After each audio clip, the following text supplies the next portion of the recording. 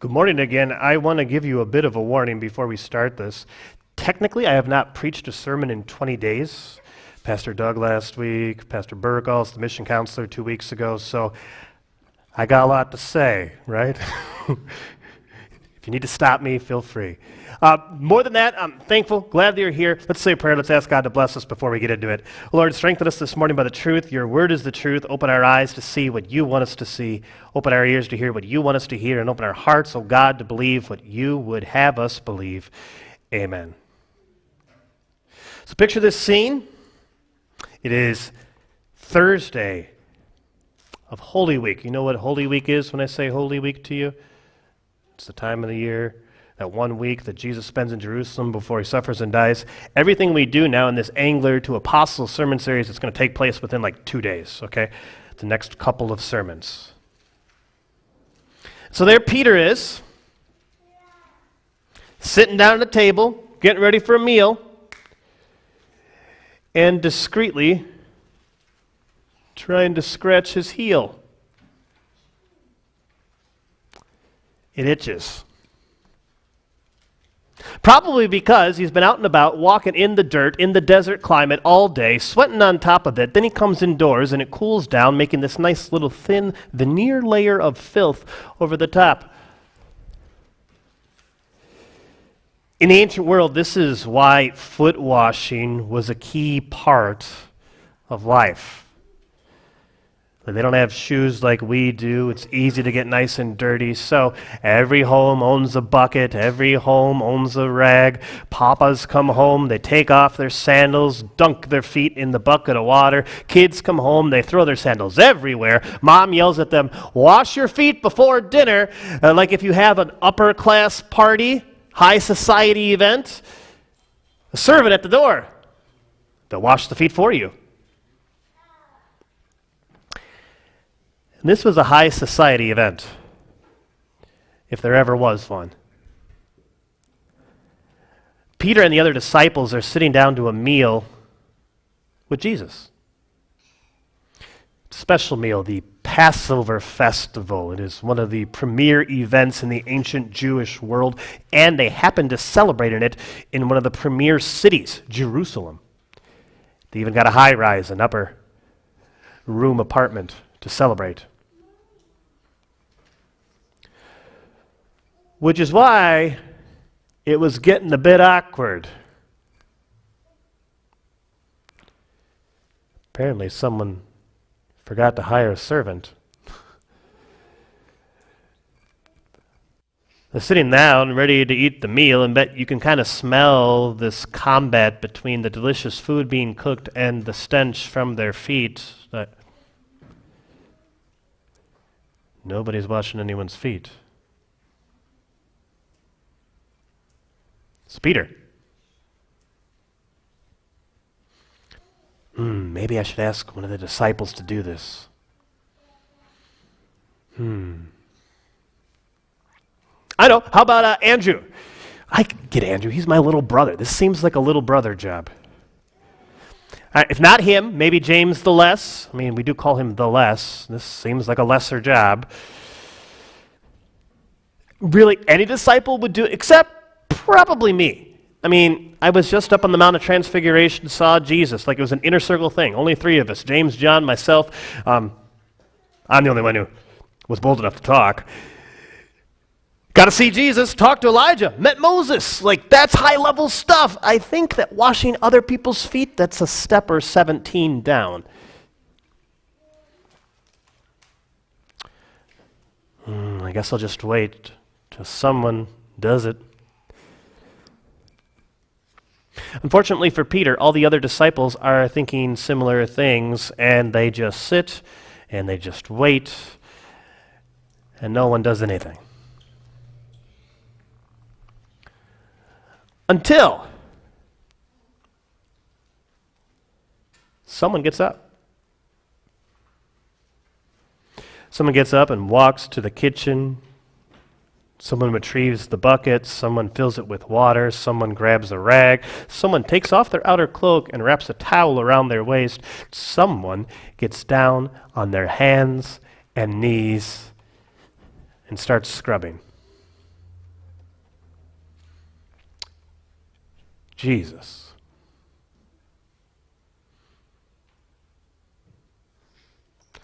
This is a very striking story. Probably the most unexpected person to do this task, the very one who's their leader, their teacher, their master, the guest of honor. He's the one who gets down on his hands and knees and begins to wash feet.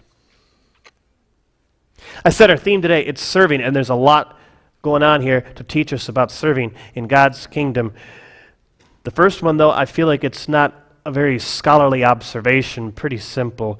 If you will, please, Jesus served his disciples, and he did it in a really gross way. Have you ever noticed that feet, as they get older, they grow a little bit more disgusting? Like when you start with babies are super cute, baby feet. Do you guys like baby feet? They're nice and cute. They're soft. They even smell like the powder you put on them. You take the little toes and we do the wee, wee, wee all the way home. If you really like your baby's feet, what do? Well, you take it, you put it in some plaster of Paris, and you preserve. This is how big their feet were for centuries to come. Then they get to be teenagers. Maybe keep your shoes on. You get to be an adult. Actually, a dad. Dads have it especially rough, I feel like. If you're a dad, sometimes you get for Christmas, you get that gift and you open it up and it's those little balls you put in your sneakers to make sure it doesn't smell so bad. Like, trying to tell you something, Dad. Understand, the disciples are dad-aged. They live in the desert, super hot, sandals, dirt, yuck. And they're walking the Roman road system. Do you guys know this? When we talk about the Roman Empire, maybe it's not all positive. Like they destroy cities and civilizations. They take over. They enforce their will. One cool thing they did do, Roman road system. They essentially make their version of I-40 going all the way to Rome. You've heard that before. All roads lead to Rome.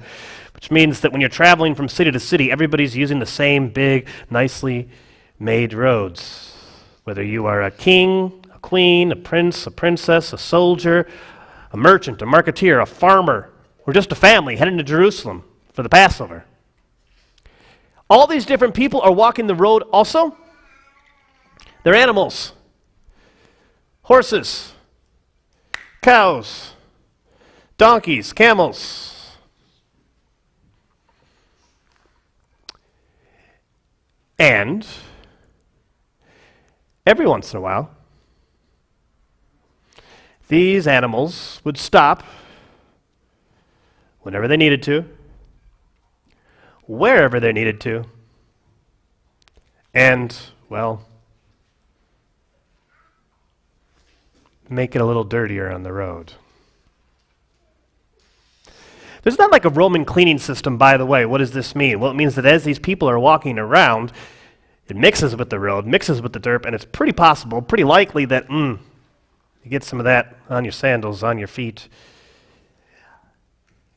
And that is what the servant needs to clean, and that is what Jesus needs to clean. But he doesn't care. Jesus is not revolted. Jesus doesn't find it disgusting. Like Jesus is not afraid to get his hands dirty to serve his people. Maybe a bit different from humans.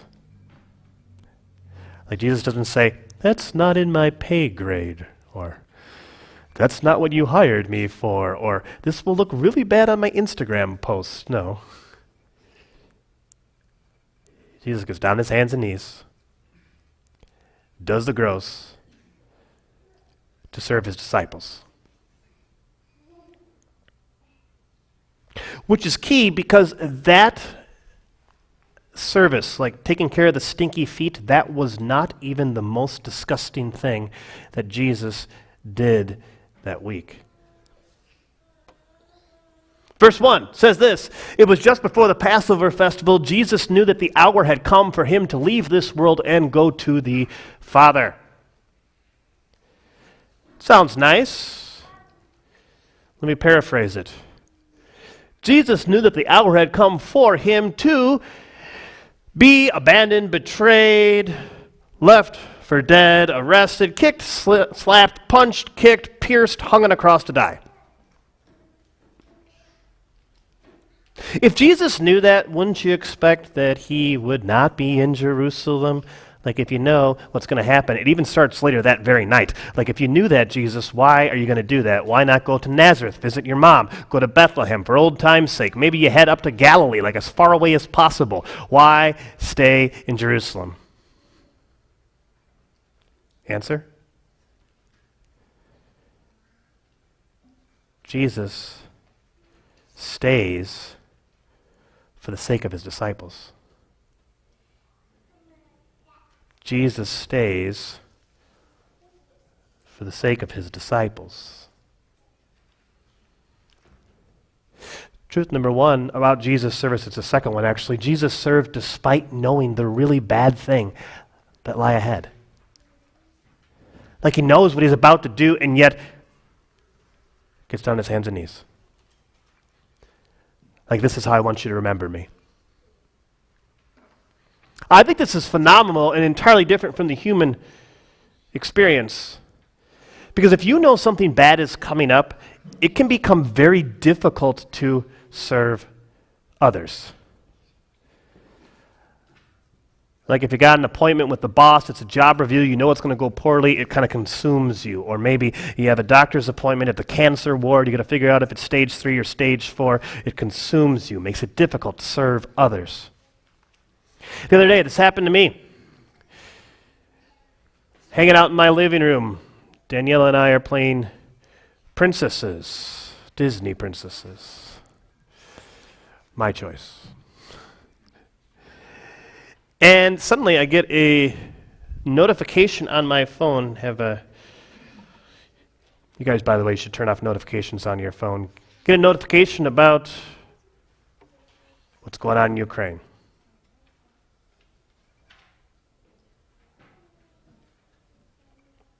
Sorry, Elsa, you're going to have to wait.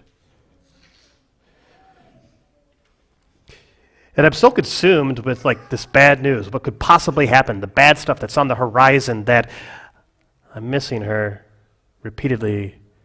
Daddy, daddy, daddy. To break out of it, another voice, sounds a lot like my wife from upstairs. Your daughter's calling you. It is so easy when bad things are on the horizon for that to just cloud our judgment, cloud our mind. We can't pay attention to serve those around us. Not Jesus. He has a singular focus. Serve his disciples. Serve his disciples. Serve his people.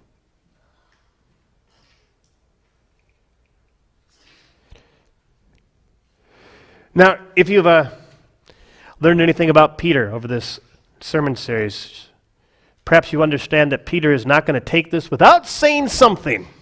He's always got words. And so while Jesus is washing some of the other disciples' feet, and finally he takes the bucket, plops it down next to Peter, Peter has this to say, Lord, are you really going to wash my feet? Like, I know these guys let you, that wasn't very right of them. I'm not going to do it. This is a test. I know it. Don't touch my feet. I'm fine. I'm a fisherman. I can stay in my own filth. I'm good. I don't need your help. To which Jesus replies, well, unless I wash you, Peter, you have no part of me. Stop, pause at that sentence right there. What does Jesus mean? Does he mean that unless Peter has his feet washed, he will not be a disciple? Or for that matter, that anyone, unless they literally have their feet physically washed, they will not be Jesus' disciple? If that's the case, I'm not his disciple. Y'all aren't. In fact, his disciples are that very select group of 12. In reality, Jesus is using the overexpressive exuberance of Peter to teach a lesson. Like Peter speaking physically, Jesus speaks spiritually. Because would you know it, Peter's feet were not what needed the most cleaning. Like Jesus doesn't just serve his disciples by cleaning their feet. Jesus serves the disciples by cleansing their souls.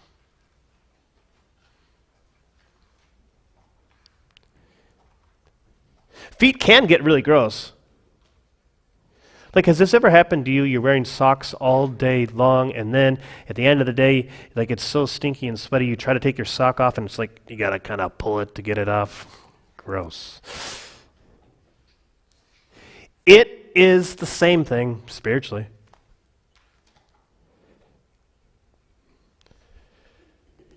I can't believe what I said to my wife.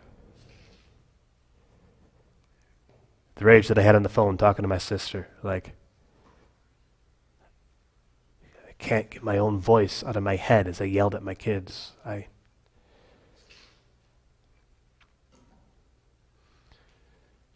Still struggling with the unfaithfulness that ended my last marriage. The abortion I had when I was younger. The drunkenness, the things I said just last week. I try what I might, I just can't get this off my soul. Like it's guilty and it's just gross and yuck.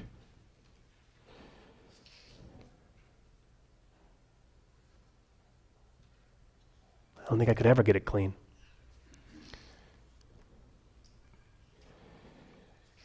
And you can't. But Jesus did. Like when Jesus dies on the cross, his blood becomes the eternal, effective, divine cleaning agent that washes you clean of all sin.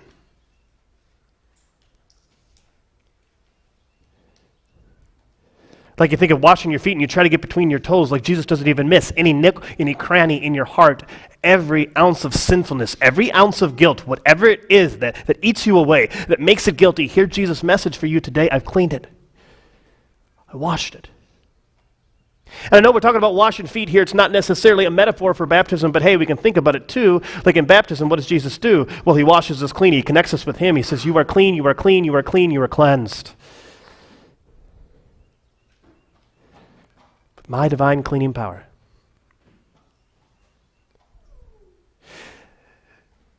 Jesus says, I've cleaned your soul, even if you've been against me. Like, go back with me to this story. Jesus spoke metaphorically, right? Back to Peter. He says, you need to be cleansed by me. I'm talking about your soul. And Peter doesn't get it at all. Like Peter's next response to Jesus, he goes right back to thinking about feet. Verse 13 verse 9, Lord, don't just wash my feet then. Wash my hands and my head. I don't know how big of a bucket Peter thought Jesus had. Like, yeah, all of me then. To Peter, Jesus says this, those who have had a bath need only to wash their feet. Peter, I'm not washing your whole body. Get it through your head. But let me speak spiritually one more time. You, Peter, are clean spiritually, though not every one of you.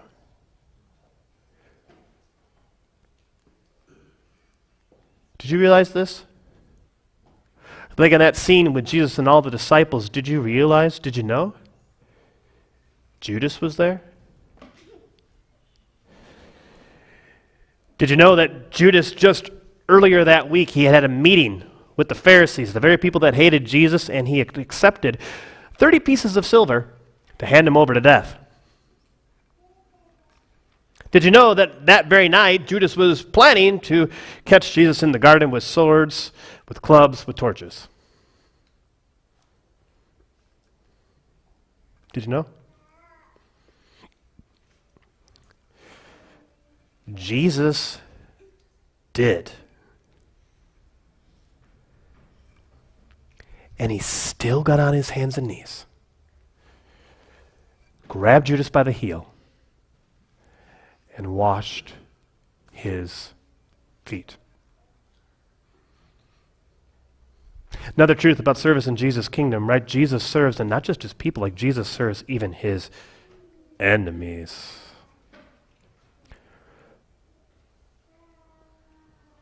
Not so common in the human world.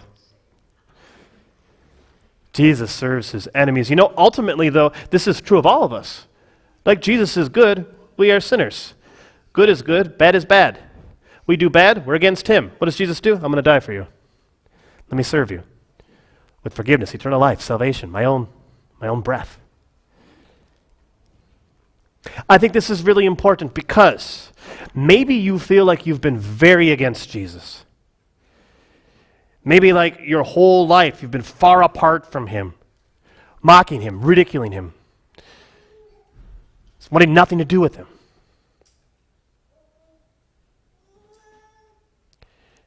Jesus cares.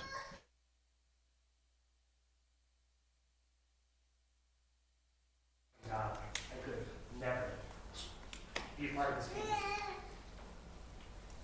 Jesus serves. He did serve you. He's actually serving you right now, like with these very words. Like he's serving you to say, I bring you forgiveness. I am your God. Welcome, Michael. Follow me.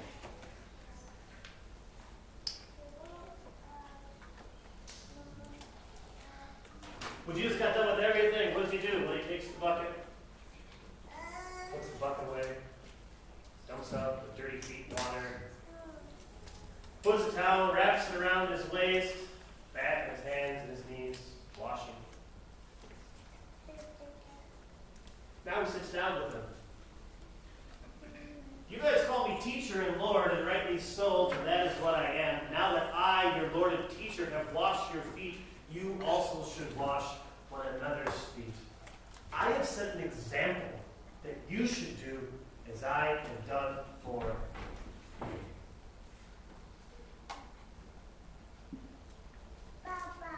Remember, the disciple follows the teacher. Jesus says, follow me. Follow my example. Serve. If you want to think about it like this, if you are a kindergarten gym teacher and you're playing follow the leader, and your kids are supposed to follow you, and you jump on one foot, your kids follow the leader and jump on one foot. If you're a kindergarten teacher and you jump on both feet, your kids jump on both feet. If you're a kindergarten teacher and you balance on a balance beam about 1.5 inches off the ground, you balance on the balance beam 1.5 inches off the ground. And if your eternal leader serves, you serve.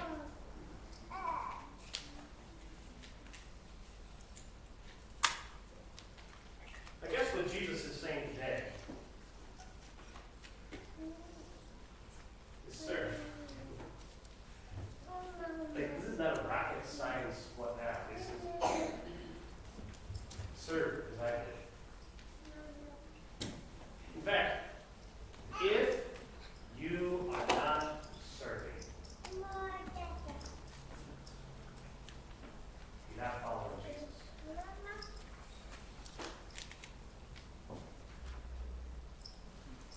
I think Jesus would say here,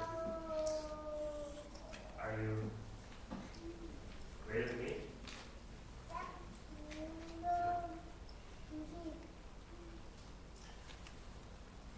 None of us are above serving because none of us are above our Savior. Savior serves us. Help us serve. Look at this passage here at the end. Jesus says, very truly I tell you, no servant is greater than his master, nor is the messenger greater than the one who sent him. Our master serves. Please serve. By the way, if this seems intimidating to you, like Jesus wants us to serve, if that seems intimidating, pay attention that it is truth, that God wants you to serve with your gifts, the specific gifts that you have, the talents that he's given you. In your worship folder today, maybe you got that little service booklet. If you're online, you go to our worship page, gathergarden.com/serve. It's the serving page. And you take a look at that, all these different ways to serve.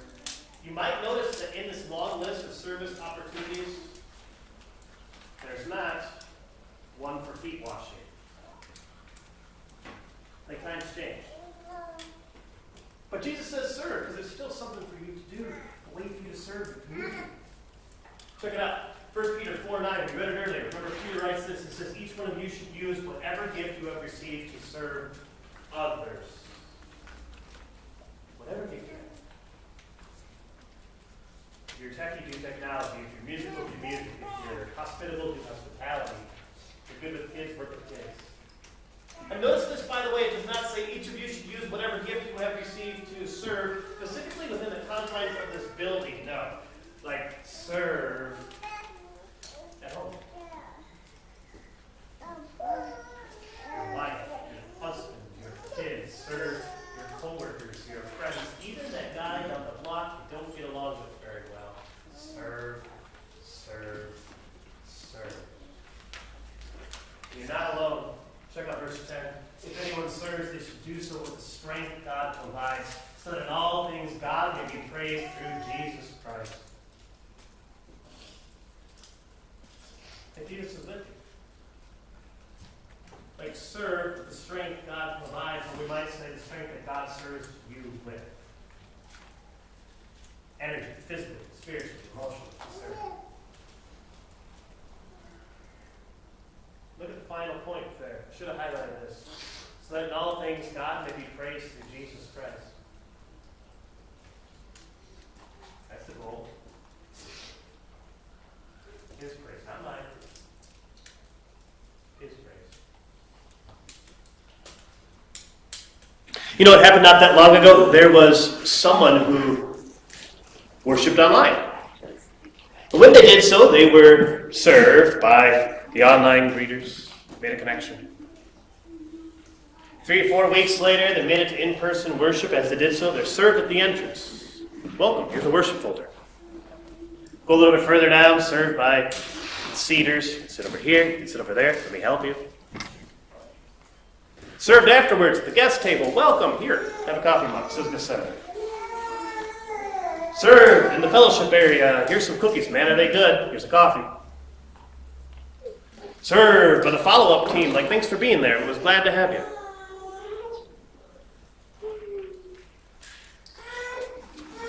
A couple of weeks after that, sitting in the garden area. Myself, this person.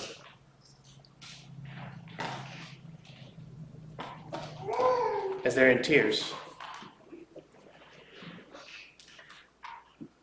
Understanding, grasping God's grace for the very first time.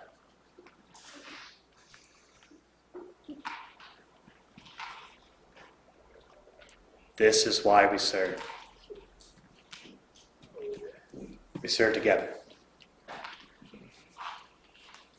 We serve Jesus, we serve others with Jesus' grace.